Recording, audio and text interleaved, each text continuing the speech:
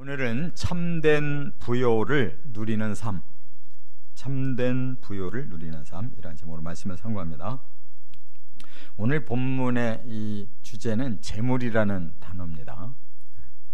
쉽게 말하면 돈을 의미하고 있는데, 이것이 사실 사람들에게는 가장 중요하게 생각하고 가장 필요를 느끼고 있는 존재이기 때문에 이것의 위험성을 오늘 본문에 말씀하면서 더불어서 이 사람에게는 영적인 그 삶이 있고 정신적인 삶이 있고 이 물질적인 삶이 있는데, 이 사람을 구성하고 있는 영혼 몸이 이것을 조화롭게 이렇게 살아가야 이게 가장 복되고 행복한 것이지, 이게 한쪽으로 치중되면 불행해지는 것이다, 그 말입니다. 그래서 하나님이 창조를 하실 때 사람이라는 존재는 하나님도 관계를 하고 사람과 사람의 관계도 이루어지고 또 물질과의 관계도 이루어지도록 영혼 몸으로 만들어 놓으셨어요. 그렇기 때문에 영혼 몸이 잘 조화롭게 살아야 되는데, 이것이 한쪽으로 너무 지금 치중이 돼 있어 가지고 이 세상이 점점 부패하고 망해가고 있는 겁니다.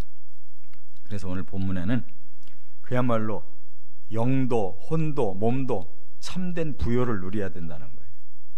이 사람들은 자꾸 물질적인 부만 생각하니까 이게 잘못돼 가는 거예요. 그래서 어떻게 하면 창조의 원리대로 영적으로도 또 정신적으로도 또 물질적으로도 우리가 모두 참 부요를 누릴 수 있느냐, 이 원리를 말씀하고 있어요. 제가 어제도 새벽에도 낮 예배에도 재물이라는 단어가 지금 이 잠언에 계속 나오기 때문에 그 원어를 말씀드렸는데, 오쉐르라고 하는 거예요. 이게 단순히 말하면 재물, 물질이 있다는 뜻이지만, 이게 더 깊은 의미는 그 물질을 잘 사용하는, 그래서 부와 귀가 함께 하는 것을 이 오쉐르라고 그러는 거예요. 그게 조화로운 물질 생활이라는 뜻이에요. 귀라는 것은 바로 우리가 귀인 그러면 아주 훌륭한 사람을 말하잖아요. 물질과 귀인은 함께 가야 된단 말이에요. 할렐루야. 바로 그리스도인들이 가장 그것을 온전하게 행할 수 있는 사람들이라는 거예요. 자, 세 가지로 말씀을 정리합니다. 첫째는 24절 25절에 보면 물질은, 재물은 함께 나누며 살아야 한다. 이게 하나님이 물질을 주신 목적이에요. 함께 나누며 살아야 된다 그랬는데, 여기 24절을 했어요. 흩어 구제하여도 더욱 부하게 되는 일이 있나니 과도히 아껴도 가난하게 될 뿐이니라. 이건 이제 하나님의 원리이지만 이게 사람들 속에서 실질적으로 그런 결과가 일어나고 있지 않느냐라는 걸 예를 말씀하는 거예요. 그런데 정말 하나님께서 물질을 주실 때에는 흩어 구제한다, 여기서 우리가 흩어 구제한다라는 이 두 단어를 우리는 말하고 있지만 원어는 그냥 흩는다라는 뜻이에요. 그러니까 이 가지고 있는 물질들이 서로 나눈다라는 뜻이에요. 이 구제는 이 다음 절에만 있는 거예요. 그렇기 때문에 이 파자르라고 그러는데 아낌없이 그냥 나눈다, 이런 뜻이에요. 요 흩어라는 뜻이 그냥 아낌없이 나만 소유하려고 하는 이기심이 아니라 다른 사람도 필요하다는 걸 알고 서로 나눈다, 이런 뜻이에요. 그런데 이게 지금 우리 이 세상에 두 가지로 이게 해석이 달려 있어요. 하나는 이 자유민주주의, 말하자면 자본주의를 가지고 있는 나라들은 내 자신이 그걸 스스로 깨닫고 남과 함께 나누는 것이 오히려 복이구나라는 걸 알고 스스로 나누는 거고, 공산주의는 이 원리대로 모든 조직을 그렇게 밀고 나가서 온 세상이 평등하게 살아야 된다라는 것을 사상으로 주입시켜서 억지로라도 그렇게 만드는 거예요. 결국은 나누자는 얘기인데 나누는 방법이 뭐냐가 중요한 거예요. 그래서 하나님을 경외하는 이 자유민주주의 또 자본주의는 이렇게 하나님의 원리를 깨닫고 우리 스스로 내놓는 겁니다. 그래서 다른 사람하고 나눔으로 그것이 선순환이 돼가지고 그것이 모두가 함께 복을 받으며 사는 방법인 거예요. 그런데 이런 공산주의나 사회주의나 또 이런 주체 사상 이런 거는 인위적인 거예요. 그러다 보니까 그냥 부자는 찍어 누르고 가난한 자는 다 풀어서 나눠주라 이렇게 억지로 이게 되냔 말이에요. 그거는 사상은 그렇듯하지만 실질적으로 그렇게 되면 이거는 좋은 세상이 아니라 완전히 사람을 억압하는, 그래서 과거에도 공산화가 되고 나니까 막 그냥 지주들을 마구 죽여버리고 모습 노릇 하던 사람들이 전부 완장차고 세상이 180도로 뒤집어지니까 이게 좋은 나라가 아니라 지옥이 돼버리는 거죠. 그렇게 되면 안 된다는 말이에요. 그렇기 때문에 스스로 내가 가진 것을 나 혼자 누리지 말고 함께 나눠 살아야 서로에게 유익이 되고 하나님께는 그 뜻을 이루어드림으로 하나님께는 복이 온다라는 것을 여기서 가르쳐주는 것임을 깨닫기를 바랍니다. 그래서 흩어 구제했으면 분명히 물질은 줄어들었는데 나중에 보니까 그 물질이 선순환이 돼서 더 부하게 되더라. 나눠주고 채워지니까 더 많은 걸 누리게 되더라. 이게 하나님 원리라 그 말이에요. 그런데 이렇게 안 하고 또 물질에 너무 사로잡혀 사는 사람, 이 수전노들은 한번 들어오면 안 나가요. 계속 모으기만 하려고 하지. 근데 이 과도히 아낀다라는 말이 그거예요. 나만 계속 모아서 살겠다. 근데 그게 썩어버리는 겁니다. 물질은 선순환이 안 되면 썩어버리는 거예요. 그래서 가난하게 될 뿐이더라 이렇게 말씀하고 있어요. 그 다음에 25절에는 이거를 또 어떤 차원으로 말씀하냐면 구제를 좋아하는 자는, 그러니까 좀 더 그것을 확대하고 살려고 하는 사람이 있어요. 구제. 구제라는 말 한자로 구원할 구자, 또 건널 제자, 이게 나눈다는 뜻이에요. 건넌다라는 말은 내 거를 다른 사람을 건네준다는. 그래서 사람들이 똑같이 이렇게 구원받는 거예요. 그렇게 하기를 좋아하는 사람, 힘쓰는 사람, 그 사람은 풍족하여질 것이요 그랬는데, 여기서 이 풍족이라는 다쉔이라는 말은 단순히 돈만 풍족해진다는 게 아니에요.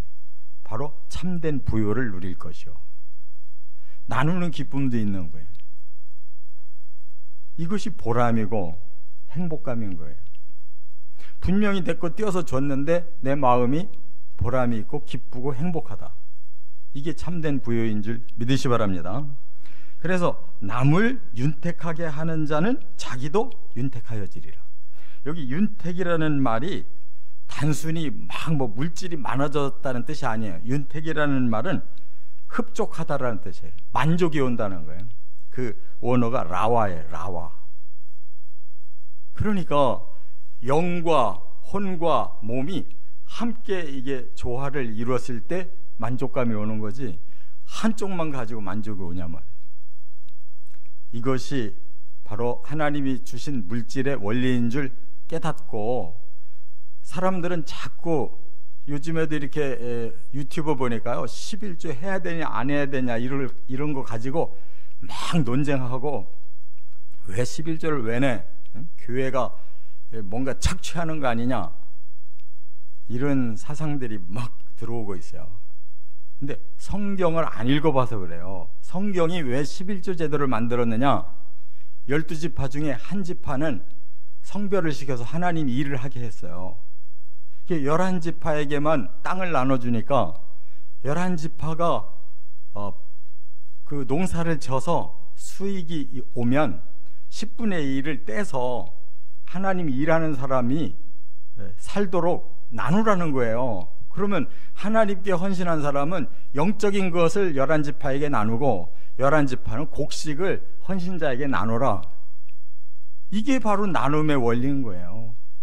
영을 나누고 물질을 나누고 마음을 나누어서 살아야 그 공동체가 행복하다는 뜻이에요.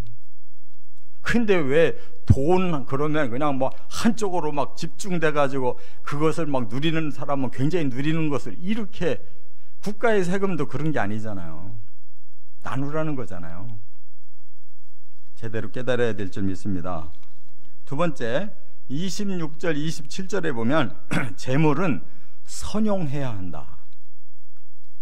그러니까 재물을 우리가 사람들 간에 이기적으로 사용하려고 하면 이것은 나쁜 결과가 오는 거예요. 여기 26절에 곡식을 내놓지 아니하는 자는 백성에게 저주를 받을 것이나 파는 자는 그의 머리에 복이 임하리라 그랬어요. 이게 무슨 뜻이냐?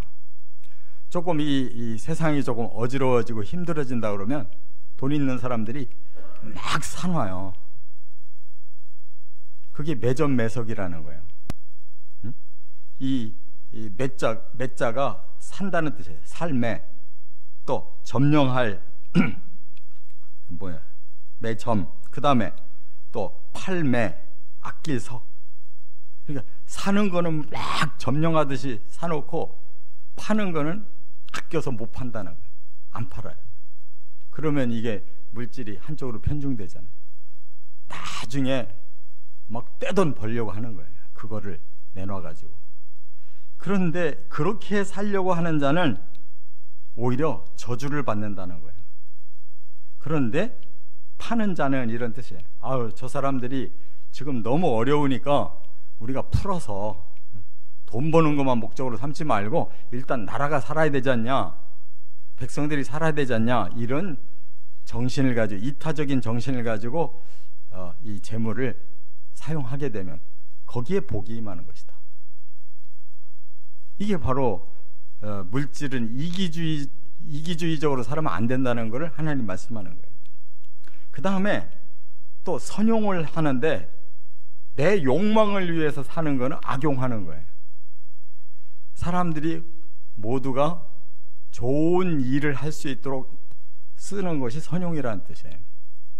물질 가지고 막 내 마음대로 그냥 물건도 막 사고, 내 마음대로 술 먹고, 내 마음대로 나쁜 짓 하고, 내 욕망을 실컷 한번 이루어보자, 이런 것은 악용이에요.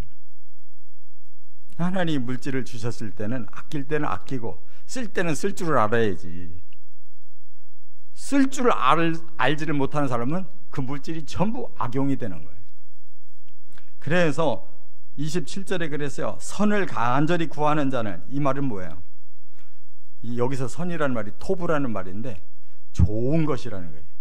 좋은 일에 사용하기를 원하는 사람은 은총을 얻는다 그랬어요. 영적인 복이 임해서 영적으로 풍성한 거예요. 그 다음에 악을 더듬어 찾는 자는, 이 말은 뭐예요? 욕망을 내가 이뤄봐야 되겠다, 이 욕망 저 욕망. 그래서 뭐 집도 자꾸 큰 거 사고 차도 자꾸 고급차 타고 무슨 살림살이도 막 거창하게 사치스러운 거 하고, 이렇게 살려고 하는 사람은 그것 때문에 오히려 악이 임하리라 그랬어요. 악이 임한다는 말은 죄를 계속 져서 저주를 받는다는 뜻이에요. 그렇기 때문에 지금 세상도 마찬가지잖아요. 부유한 나라는 너무 부유하고 없는 나라는 굶어 죽고 있잖아요. 그것이 이렇게 선용이 안 되고 가진 자들은 욕망을 위해 쓰고 없는 자들은 굶어 죽는 세상이 만들어지면 이게 바로 저주받은 세상이라는 거예요. 끝으로 세 번째, 28절에 한 가지 원리를 더 말씀했는데 재물은 의롭게 다스려야 한다는 거예요. 자기의 재물을 의지하는 자는 패망하려니와, 여기 의지한다는 말은 재물을 우상처럼 떠받든다는 거예요. 돈이 최고야. 그래서 막 돈 앞에 벌벌 떠는 거예요. 이런 사람은 재물에 빠져버렸다는 거예요. 그게 신앙화가 돼버렸어요. 그래서 막 돈에 그냥 모든 걸 다 쏟는 거예요. 돈이 우상이 됐어요. 그게 바로 맘모니즘이에요. 예수님도 재물을 말씀할 때 그 원어가 맘몬이라는 말이에요. 맘몬. 이 돈을 사랑하는 자, 하나님을 사랑하는 자 겸할 수 없다는 거예요. 한쪽을 섬기는 거지. 근데 실제로 사람들이 이렇게 재물을 의지한대요. 재물을 섬기고 있단 말이에요. 그럼 멸망이에요. 의인은 푸른 잎사귀 같아서 번성하리라. 그럼 의인은 재물을 어떻게 보는 거냐? 요걸 옳게 사용하려고, 올바른 데 사용하려고 아주 그 재물에 대해서 정확하게 판단하고 그걸 다스리면서 사는 거예요. 그게 의인이에요. 그런 사람은 푸른 잎사귀 같은 삶을 살기 때문에 반드시 푸른 잎사귀가 피어나는 거는 그 나무가 건강하다는 뜻이고 때가 되면 좋은 열매를 맺는다는 뜻이잖아요. 그래서 번성한다. 열매가 풍성하게 맺혀진다. 그러면 돈이 풍성하게 맺혀지는 것만 말하는 거예요? 의인으로 산다는 자체가 하나님 뜻대로 살으니까 하나님께서 주시는 영적인 풍성함도 번성함도 있고, 또 모든 사람들이 공평하게 공의롭게 사용하니까 모든 사람과의 관계도 풍성하고, 이 물질도 바르게 사용하니까 그 물질 자체도 복이 되어서 풍성하고, 이게 참된 부요라는 결론을 푸른 잎사귀로 표현하는 거예요.